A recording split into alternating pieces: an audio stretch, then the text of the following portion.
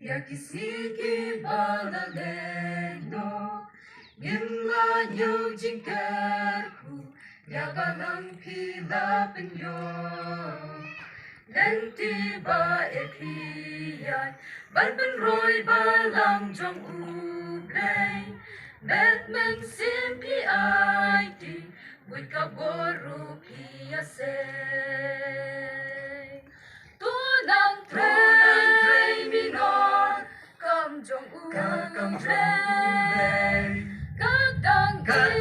im hangin hagapurlay oh God no jikmen kanong and the jing tray kalaway kabay nong bakraw ka bautray ang iunay buram ya pini ay dan bajing tray shitam jongpi na benta kabalang kisyaslap ni shit kasni gamit kayong kimken hipsaya lagi khun lang ron kumju ya kilang ron hi aban like na jinjo tunang tray minon kam jong ublay kadang im hangni hagaslapulay oh God no jikmen kanong and the jing tray kalaway kabay nong makraw ka bautray ang iunay si junong yinken mau yaki mati jong pibaro haling piak kidonu ngirikop jing sneng blayo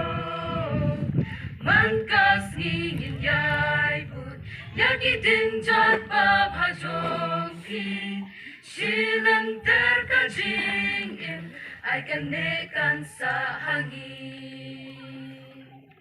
tunang tray minot kam jong ublay kadang im hangin hagaslapulay oh God no jikmen kanong and the jing tray kalaway kabay nong bakraw ka bautray ang iunay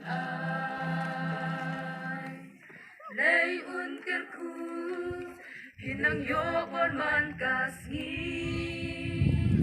balang ublay kanang hem hajing syapri oh God no jikmen kanong anda jing tray kalaway kabay nong bakraw ka bautray ang iunay kabay nong bakraw ka bautray ang iunay